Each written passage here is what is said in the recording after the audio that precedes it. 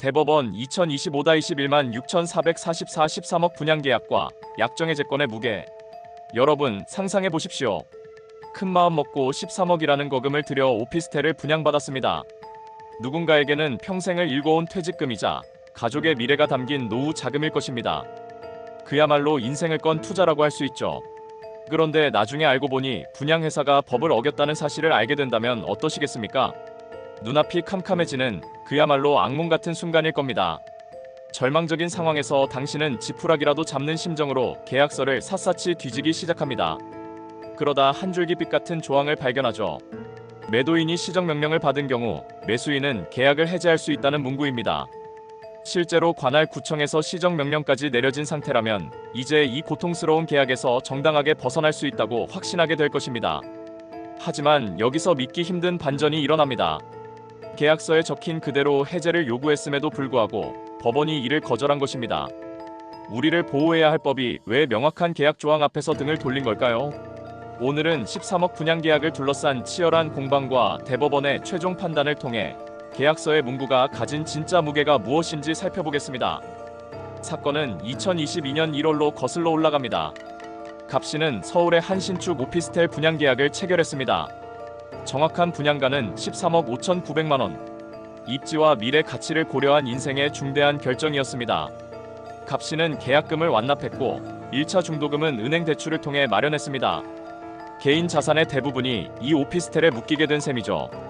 이 사건은 단순히 법적인 다툼을 넘어 한 개인의 경제적 생존이 걸린 아주 무거운 일이었습니다. 그런데 이 계약서에는 아주 강력한 안전장치가 있었습니다. 바로 제2조 제3항 제2호입니다.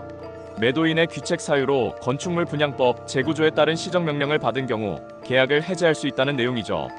이는 분양회사의 배려가 아니라 수분양자를 보호하기 위해 법이 강제한 약정해제권입니다. 2024년 12월 실제로 서초구청장이 분양회사에 시정명령을 내립니다. 분양 광고 시 내진 성능 확보 여부나 용도지역 및 용도구역 같은 필수 기재사항을 누락했다는 팩트가 확인되었기 때문입니다. 시정명령이라는 계약상의 조건이 완벽하게 충족되었습니다. 이에 갑씨는 2025년 3월 계약서 조항에 근거하여 정당하게 약정해제권을 행사했습니다. 법적으로 정해진 약속대로 진행했으니 모든 것이 해결될 줄 알았습니다. 자, 여기서 여러분께 퀴즈를 하나 드리겠습니다. 계약서에 시정명령을 받으면 해제할 수 있다고 명시되어 있고 실제로 시정명령이 내려졌습니다. 법원은 당연히 갑씨의 손을 들어주었을까요? 아니면 분양회사의 편에 섰을까요? 놀랍게도 1심과 2심 법원의 판단은 갑씨에게 매우 냉정했습니다. 법원은 갑씨의 해제 요청을 인정하지 않았습니다. 계약서에 적힌 명확한 조건이 충족되었음에도 불구하고 말이죠. 원심 법원은 소위 비례의 원칙을 고민했습니다. 광고에서 몇 가지 사항을 누락한 경미한 위반 때문에 13억 원짜리 전체 계약을 무효화하는 것이 타당하냐는 것이죠. 법원은 자칫 사소한 오타나 누락으로 수많은 계약이 줄줄이 깨지는 연쇄 반응이 일어날까봐 두려워했던 것입니다. 하지만 여기서 우리는 본질적인 의문을 던져야 합니다. 계약서 어디에도 중대한 위반일 때만 해제할 수 있다는 단서는 없었습니다. 법원이 당사자 간의 합의에 없는 조건을 임의로 추가하여 계약의 효력을 제한해도 되는 것일까요? 쉽게 비유해 볼까요? 여러분이 화재 보험에 가입했는데 약관에 화재 발생 시 보험금을 지급한다고 되어 있습니다.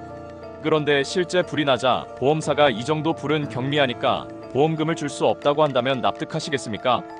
약관에 없는 기준을 보험사가 마음대로 세우는 것은 명백한 약속 위반입니다. 갑씨가 처한 상황이 바로 이와 같았습니다. 이 답답한 상황을 뒤집은 것은 대법원이었습니다. 2025년 12월 24일 크리스마스 이브에 대법원 제2부는 원심 판결을 파기하고 사건을 환송했습니다. 갑씨에게는 마치 기적 같은 성탄 선물과도 같은 판결이었죠. 대법원은 이 조항의 특수성에 주목했습니다.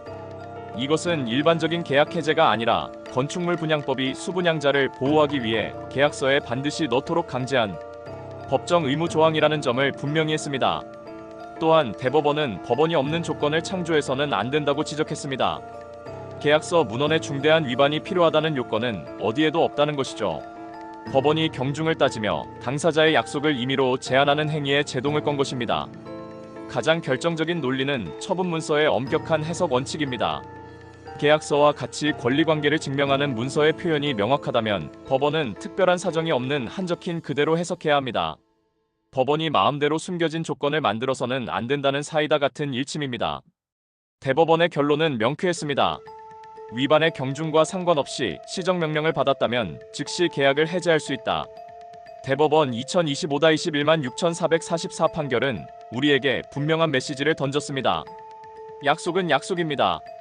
가격표가 얼마든 상관없이 말이죠. 이번 판결은 우리에게 중요한 교훈을 줍니다.